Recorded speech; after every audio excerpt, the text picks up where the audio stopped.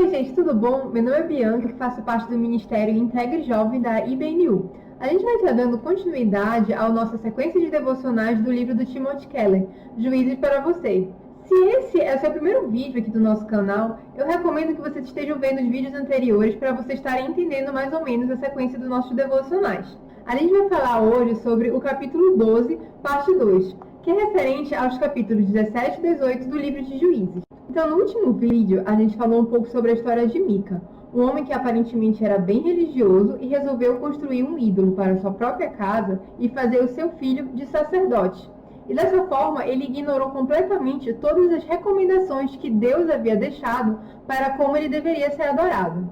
Então, depois de Mica ter construído um santuário de forma completamente errada, ele viu que ia passando um levita pela cidade.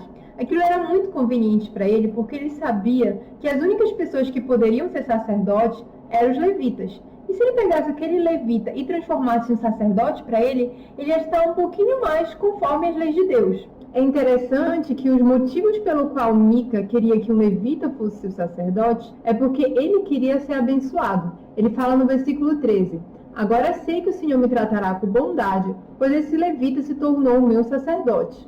Então a gente observa que o motivo não é porque ele queria agradar a Deus ou porque ele tinha percebido que ele estava errado e que ele deveria seguir as leis de Deus, mas porque ele achava que colocando um levita como sacerdote, ele ia receber mais bênção e as coisas boas iriam acontecer com ele. E esse é um dos grandes problemas da religião humana, é tentar reduzir Deus a alguém que pode ser controlado, alguém que pode ser domesticado. A gente sempre acha que se a gente cumprir alguns ritos, alguns protocolos, ir para alguma igreja, Deus vai ter meio que por obrigação nos abençoar. Então é como se a gente pudesse controlar Deus de alguma forma e conseguir obter as coisas que a gente realmente quer através da religião, como se fosse algum tipo de amuleto mágico. Agora a gente vai falar um pouco sobre a tribo de Dan. Foi a única tribo de Israel que não conseguiu conquistar nem mesmo parcialmente o território que Deus tinha designado para eles. E por causa disso, eles viviam como nômades, andando de uma cidade para outra sem ter onde morar. Essa também é a única tribo que não aparece na lista de Apocalipse 7, onde Deus lista todas as tribos de Israel que entrarão para a glória. Como tribo, os homens de Dan eram muito parecidos com Mica. Eles eram pessoas de personalidade fraca que não conseguiam obedecer a Deus completamente, e a gente vai ver no desenrolar do texto que eles também viam a religião como um amuleto, como alguma coisa que pudesse trazer boa sorte para eles. Então a tribo de Dan, cansada de ser nômade, decide invadir algum território para morar. Eles encontram a região de Laís, de pessoas super boas e pacíficas, e decidem invadir aquele local. Mas eles não queriam fazer isso sem uma ajuda divina. Então, quando eles passam pela região e encontram o sacerdote levita que estava morando com Mica, eles decidem levar o sacerdote com eles para ser o sacerdote daquela região. Primeiro o levita questiona essa proposta, mas depois eles falam: o que você acha melhor, ser o sacerdote de uma família só ou ser sacerdote de uma tribo inteira? Ele olhou assim: realmente é melhor ser sacerdote de uma tribo inteira. E foi com eles.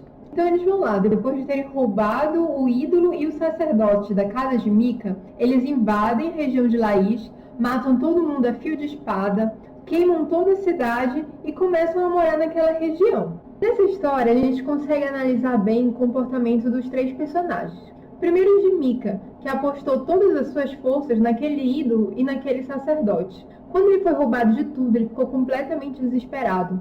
Ele falou: nossa, o que me sobrou agora? Então você percebe que a religião dele não era baseada em um relacionamento com Deus, numa relação sincera em querer agradar a Deus, mas em alguns amuletos, em ter um ídolo no seu lar, em ter um levita que ele achava que ia trazer bênção para a vida dele. Em segundo lugar, a gente pode analisar o comportamento do levita. Então, primeiro, ele aceita ser feito sacerdote por Mica, que era uma coisa que estava completamente fora das leis de Deus, porque Deus já tinha estabelecido o local que ele queria ser adorado. Não era assim, cada pessoa que quisesse podia ter seu próprio sacerdote. Então, a gente vê que ele já não estava muito seguindo as leis de Deus. E segundo, que ele muito facilmente aceitou a proposta da tribo de Dan, porque ele estava procurando promoção pessoal. Então ele traiu aquele que ele havia aceitado por primeiro para ser uma pessoa maior e mais influente em outra tribo. Então, quais que eram as motivações desse levita? Na maior parte do texto, a gente fica meio que sem saber quem que era esse levita. Ele é só citado como o levita. Mas bem no finalzinho, é revelado qual que é o nome dele. É Jonatas, filho de Gerson, neto de Moisés. Mas isso só mostra que Deus, na verdade, não tem netos. Cada pessoa precisa desenvolver o seu relacionamento pessoal com Deus. Então, eu já ouvi gente dizendo que existe uma aristocracia espiritual, que algumas pessoas nascem mais próximas de Deus. Mas a gente percebeu que nem mesmo o neto de Moisés estava realmente em boa sintonia com Deus. E por último, o que mais me chocou foi a tribo de Dan. Você percebia que aqueles homens eram homens maus, que eles invadiram uma cidade completamente pacífica, sem a ordem de Deus, e mataram todas as pessoas de lá. Eles foram na casa de Mica e roubaram o sacerdote dele, roubaram os ídolos dele, e ainda ameaçaram Mica, que não pôde ter nenhuma reação em relação a isso.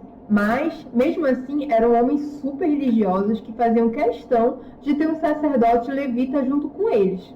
Então, para eles era muito importante ser religioso, porque aquilo era como se fosse algo que trouxesse garantia de que eles iam ter vitórias, ia ter uma vida próspera naquele lugar. Mas eles não se importavam em ser pessoas boas, pessoas honestas que não roubavam, ou em mesmo de seguir as orientações de Deus.